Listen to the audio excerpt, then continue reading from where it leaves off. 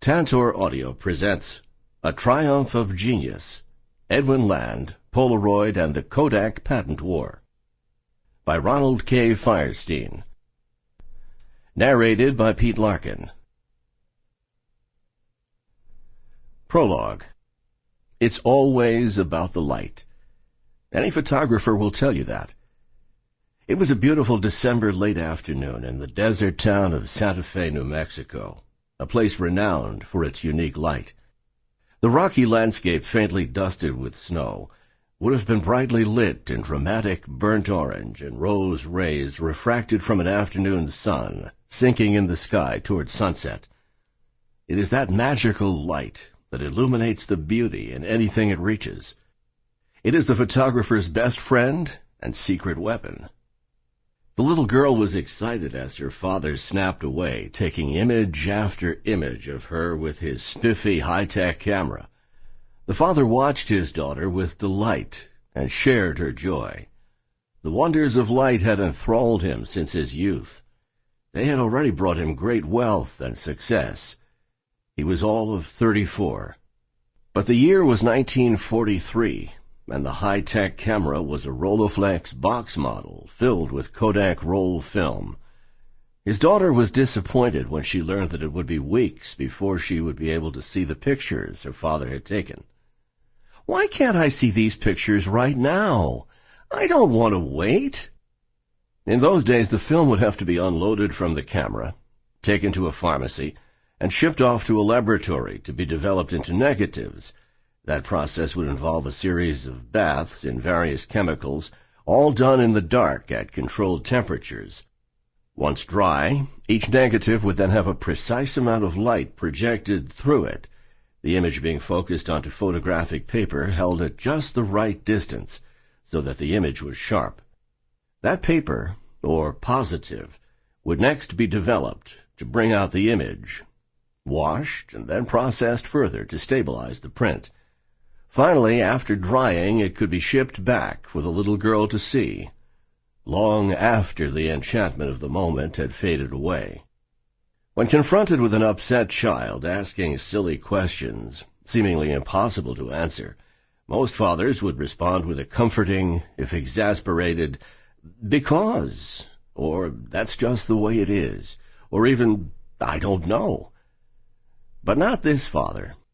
As a colleague acknowledged many years later, this man never had an ordinary reaction to anything. Instead of dismissively laughing off his daughter's frustration, he shared it, he embraced it, and on the spot, at that moment, he committed himself intellectually to solving his daughter's dilemma. He would figure out a way to create a photographic system, a revolutionary camera and film combination that would allow images to be viewed immediately after being taken. He would invent one-step photography. Landisms. If you are able to state a problem, then the problem can be solved. Life, October 27, 1972. Every creative act is a sudden cessation of stupidity. Forbes, June 1, 1975. Optimism is a moral duty. Fortune, January 1974. The only thing that keeps us alive is our brilliance. The only thing protecting our brilliance is our patents. Newsweek, May 10, 1976. There's a rule they don't teach you at Harvard Business School. If anything is worth doing, it's worth doing to excess. The New York Times, April 27, 1977. Do not undertake a program unless the goal is manifestly important and its achievement is nearly impossible. Land's Polaroid, Peter C. Wensberg. If you are right, the facts at the moment don't matter, because in due course the facts will catch up with you. Popular Photography, October 1977. A worthwhile invention must be startling, unexpected, and must come into a world that is not prepared for it. The New York Times, May 15, 1983. What the physical sciences teach the social sciences is how to fail without a sense of guilt. Boston Globe, October 18, 1976. Chapter 1. A Very Special Young Man. Life was getting progressively tougher for Avram Solomonovich, his wife Ella, and their 3 sons. They lived near Kiev in what is today Ukraine. During the reign of Tsar Alexander III in the late 19th century, violent anti-Jewish pogroms had led to a full assault by the Russian government against its Jewish people. It was the world of Sholem Aleichem and Fiddler on the Roof. As conditions continued to deteriorate for the Jewish population in the early 1880s, Avram decided to take advantage of a program that helped Russian Jews escape to America. It was called the Jewish Colonization Association and had been organized by a wealthy European banker, Maurice Baron Hirsch. With its help, Avram and his young family sailed from Odessa to freedom. When they arrived in New York City, they were processed at the Castle Garden immigration facility, where Avram's name was anglicized to Abraham Land. The boys were renamed Samuel, Harry, and Louis. After their arrival, the Lands were sent to an agricultural colony in Colchester, Connecticut. It was part of Baron Hirsch's organization. Abraham worked on the farm as they all acclimated to their new country.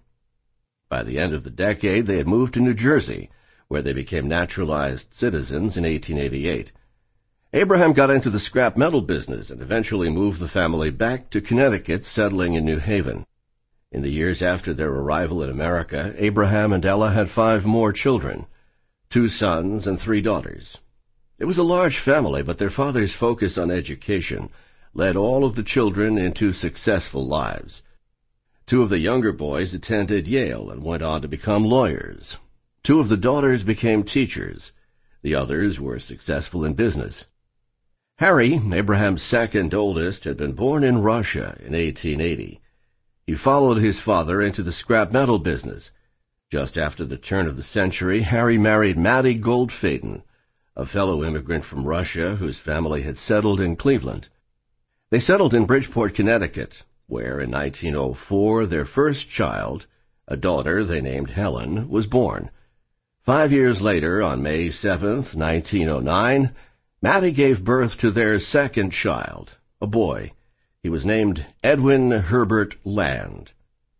As a child, Helen apparently had a hard time pronouncing her younger brother's name and called him Din, a nickname that would be used by his closest friends and colleagues throughout his life. The family moved to Norwich, Connecticut around 1919, where they settled into a Jewish area. Eddie, as he was known around the neighborhood, joined the Boy Scouts and was bar mitzvahed. Harry's scrap metal business prospered. He developed a valuable client in the Electric Boat, a company that had built submarines for the U.S. Navy. Harry also invested heavily and successfully in real estate, although much of the family fortune would later be lost in the 1937 recession. In the early years of the 20th century, most of the rest of the Land family moved to Brooklyn, New York, where they remained close and observant of their faith, gathering to celebrate Jewish holidays in groups as large as 40 cousins and uncles and aunts. Conspicuously absent from these festivities were Harry and his family. A niece described them as being not unfriendly, but cool and distant. Mattie was very, very aristocratic and very well educated. Whatever the reason, Harry's aloofness seemed eventually to infect Edwin, who by young adulthood had distanced himself from his larger family as well as from his Jewish ancestry. He told relatives that he had given up the Jewish faith for business reasons. "I'm trying to live down even the honorable part of my past," he once told a journalist. In later life, Edwin developed a penchant for privacy and secrecy, and was known to resist any and all attempts to have a biography written about him. As noted by Victor McElhenney, a journalist who covered, worked for, and eventually managed to write a book about him, Land did his best to keep his origins obscure and to cultivate a mystery, leaving few clues to his boyhood. At his father Harry's funeral, a nephew asked Uncle Edwin why he didn't participate more in family gatherings. His answer was, "My work is my life."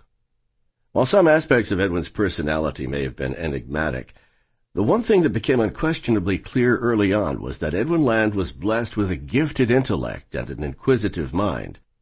When Edwin was about 5, Harry brought home a new gramophone, then the state-of-the-art for phonographs. Edwin was too curious about the device to resist disassembling it. Dressed in Dr. Denton's one-piece pajamas with a flap in the back, he proceeded to lay out all the pieces of the machine on the living room rug.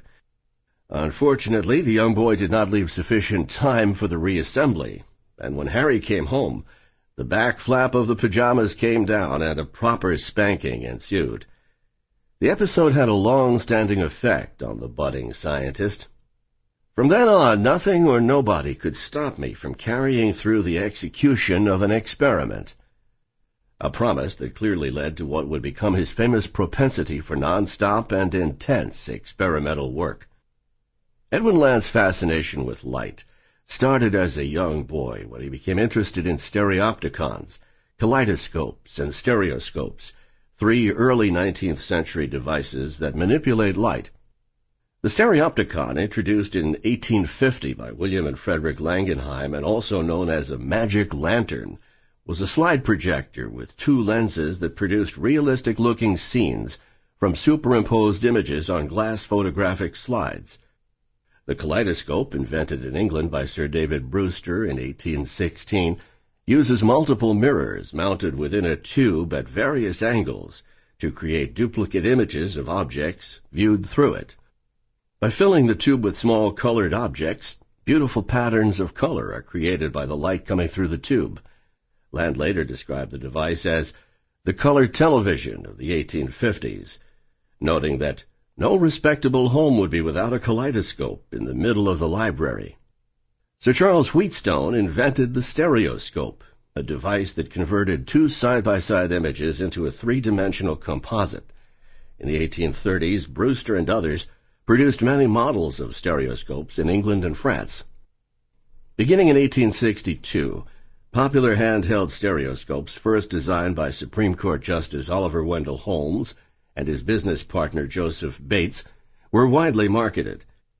These were early forms of entertainment in the days before moving pictures were invented.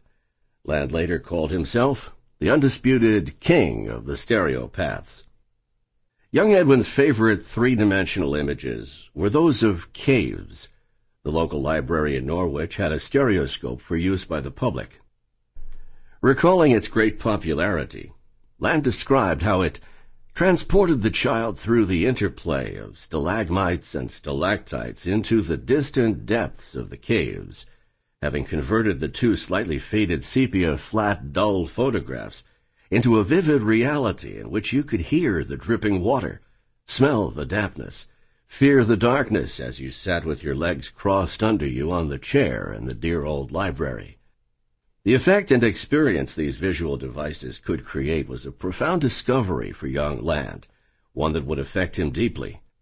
Reflecting back years later on the impact of the stereoscope, Land observed, "Our Western race, hopelessly immersed in all the philosophical intricacies from Plato to Wittgenstein, was not ready to notice that this presumed toy was a device in which the child and the 3-dimensional space he rejoiced in seeing comprised one single union of mind and matter, of soul and body, of man and nature, a single union of what in fact had never been divided and did not need reuniting." Inspired by these devices, Land, still a pre-teen, began to read about optical science and discovered the textbook Physical Optics by Robert Wood, a professor of physics at Johns Hopkins University who was well known as an experimenter of great ingenuity in the areas of optics, light, electricity, and photography. Land slept with Wood's book under his pillow and read it nightly, in the way that our forefathers read the Bible. It was an intellectual awakening that would shape his life. In Wood's text, Land discovered daring theories and daring adventures and colorful experiments, a feeling for life as seen through science that captivated me from then through the rest of my years. The next phenomenon of light to catch Land's eye occurred when he was 13.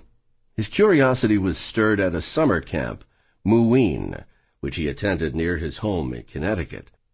Barney Cap Gurdon, who had a wide-ranging interest in science and nature, ran the camp. Land and his friends were all amazed when Gurdon used a chunk of mineral crystal known as Iceland spar to eliminate the glare reflecting off of a shiny tabletop. A Danish physicist, Erasmus Bartholin, had observed this effect as early as the mid-17th century. A normal beam of light has within it rays, oscillations of the electric and magnetic fields, moving in all directions. This random and unorganized action produces glare. The crystal is able to filter out all light rays except those that are traveling in a single straight plane. The result, visually, is the elimination of glare that is present in normal diffused light. In the late 18th century, the English physicist Thomas Young explained the effect by describing how the light rays were polarized at right angles to each other. When Land later consulted physical optics, he discovered that Wood had described the effect with deceptive simplicity. Rays of light exist which possess a one-sidedness and behave differently when differently orientated. For example, it is possible to obtain light that a glass or water surface refuses to reflect at a certain angle of incidence. Such light is said to be polarized. Later that summer, Land took a nighttime automobile drive with a camp counselor. In those days, vehicles were equipped with only very faint headlights. When the car almost crashed into a team of horses hitched to a farmer's cart, Land concluded that brighter headlights would be more useful, but had an inherent drawback. They would create glare for oncoming traffic, and perhaps pose an even greater safety hazard. Polarization, Land thought, like that produced by the Iceland spar crystal, might somehow offer a solution. This possibility quickly became a subject for discussion by Land, Gurdon, and the other campers for the rest of that summer, and for summers to come. Land attended high school at Norwich Free Academy, where he continued to demonstrate his superior intellect and some athletic ability as well. He had an impressive high school career, excelling on the debating team and the track team. But what really set him apart was his work in the physics lab, where he began investigating the phenomenon of polarized light. His teacher, Raymond Case, recalled that by Land's senior year, he was already working at a level where I couldn't help him. The inscription under Land's graduation photograph in the 1926 Norwich Free Academy yearbook reads, "Ed is some star in his studies, and we are sure that he will make a name for himself and alma mater in college." Only 17 years old, Land graduated with near-perfect marks and enrolled that fall at Harvard University. His stay at Harvard, however, was to be brief. Immediately upon arrival, Land resumed the experiments with polarized light that he had been conducting at home while in high school. It would not be overstating it to say that Land had become completely preoccupied with the subject. Years later, he would recall the full vividness of my own need at the age of 17 to do something scientifically significant and tangibly demonstrable. At the age in which each week seems like a year, I decided that the great opportunity was polarized light. More specifically, Land was obsessed with finding a solution to the automobile headlight dilemma. Brighter light bulbs could be made, and a car's electrical system could power them, but the glare would dazzle drivers of cars going in the opposite direction. Prisms made of the crystals, like those Land had encountered at summer camp, could theoretically do the job, but they were impractical because of their bulk. They were also very expensive. There are not enough of those great and precious crystals to cover the headlights of the cars in a single city block, and the headlights of these cars would be more expensive than the entire remainder of the cars, Land lamented. Instead, Land set out, as he later described it, to determine whether or not one could make a material in the form of a synthetic sheet which could polarize light. At the end of a single semester, it had become apparent to him that the pursuit of a practical polarizer was a more pressing problem and worthwhile objective than his education, and so he stunned family and friends by taking a leave of absence to concentrate on his research. As Thomas Edison had done decades earlier, Land moved to New York and immersed himself in a study of the scientific literature on optics in the great reading room of the New York Public Library on Fifth Avenue. Harry Land was not pleased with Edwin's decision to leave Harvard, and the son was still dependent on his father for financial support. Accordingly, they struck a bargain in which Edwin enrolled for the spring term at New York University, and Harry continued to provide his college allowance. Land, however, did not spend much, if any, time at NYU's Washington Square campus. Instead, he put in long days of research at the Midtown Library, immersing himself in optics and light polarization. This consuming absorption would remain at the heart of Land's work over the rest of his career. A lifelong motto was, "If anything is worth doing, it's worth doing to excess." Land had learned early on that total engrossment was the best way for him to work. He strongly believed that this kind of concentrated focus could also produce extraordinary results for others. Late in his career, Land recalled that his whole life had been spent trying to teach people that intense concentration for hour after hour can bring out in people resources they didn't know they had. He once vividly described the intensity of his scientific focus in a speech he gave for an audience of student inventors at MIT's Junior Science Symposium, as he articulated his philosophy of intellectual investigation and how it impacted the other elements of his life.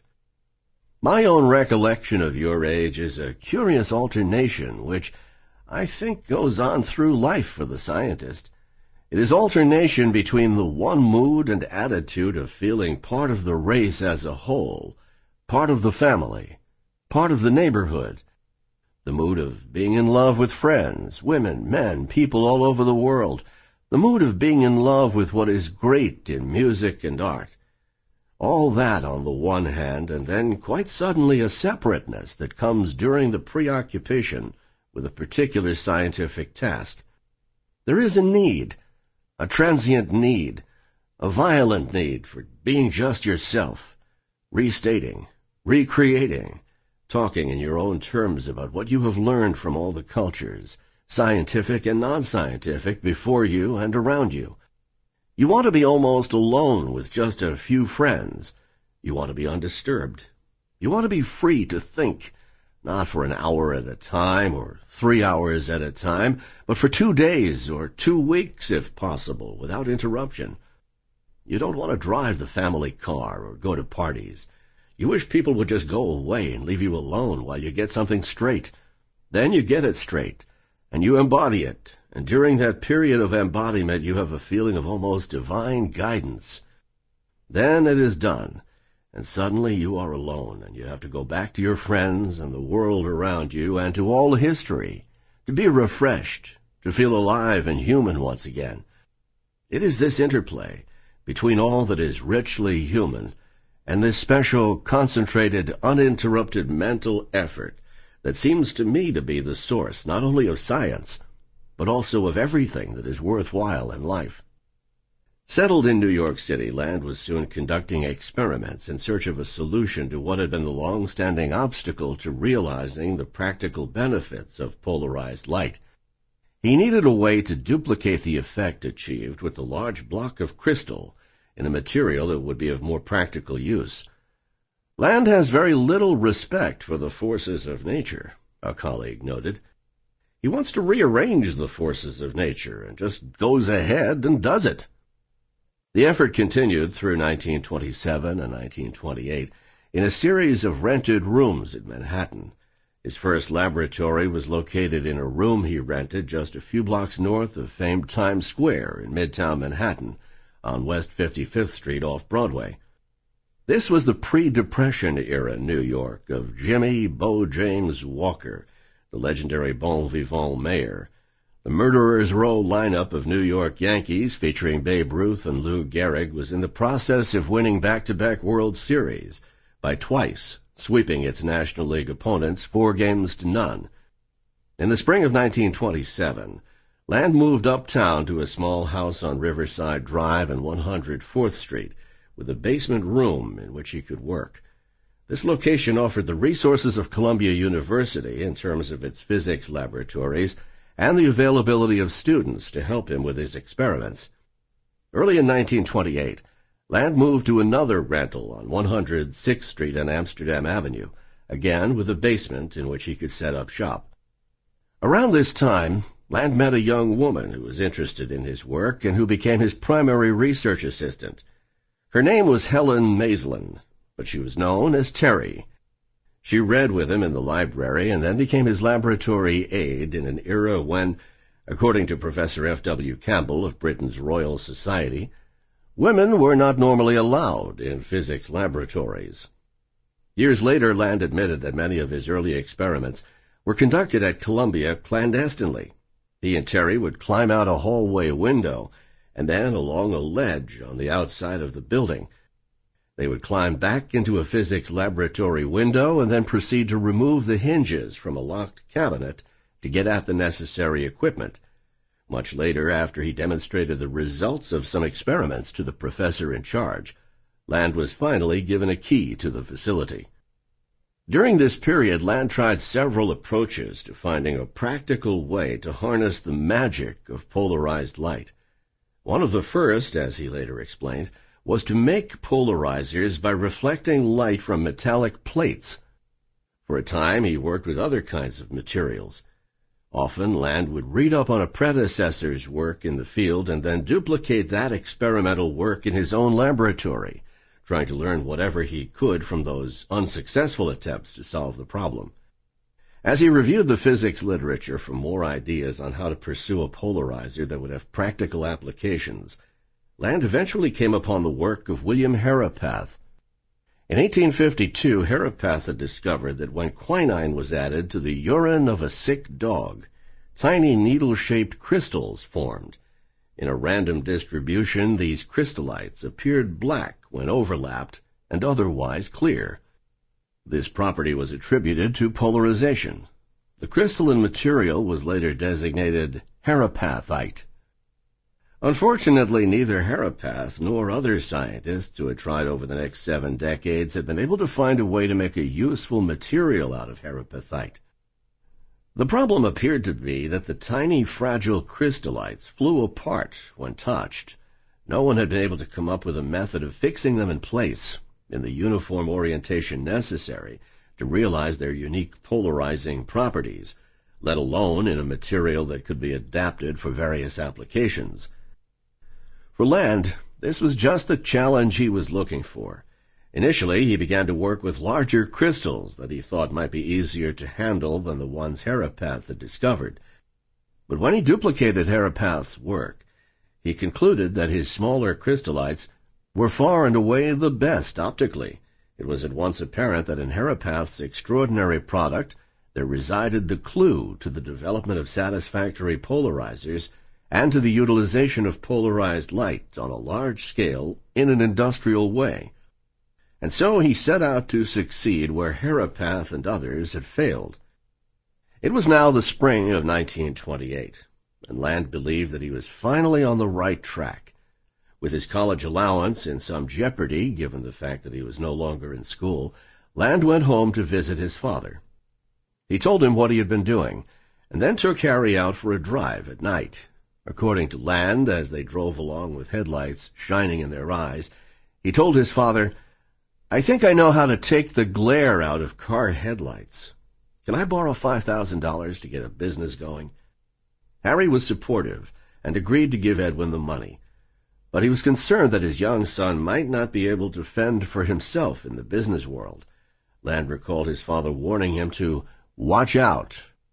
Once you develop it, the big companies will take it away from you. It was advice that Land took to heart and filed away for future use. Land decided to continue his work in the kitchen of his parents' summer house on Long Island Sound, near New London, Connecticut. He hired Joseph Friedman, an organic chemist, to assist him. Together they searched for a way of fixing an array of the small crystals on a clear, flexible material in the proper orientation. Finding the right medium proved to be the easy part. Early on they had success employing the kind of lacquer used in spray paint, replacing the colored particles that tinted the paint with the tiny crystallites. At the end of the summer, Land and Friedman moved their operation to a one-room laboratory in a nearby office building Harry owned. There, he and Friedman made a breakthrough discovery on how to orient the... Sample complete. Ready to continue?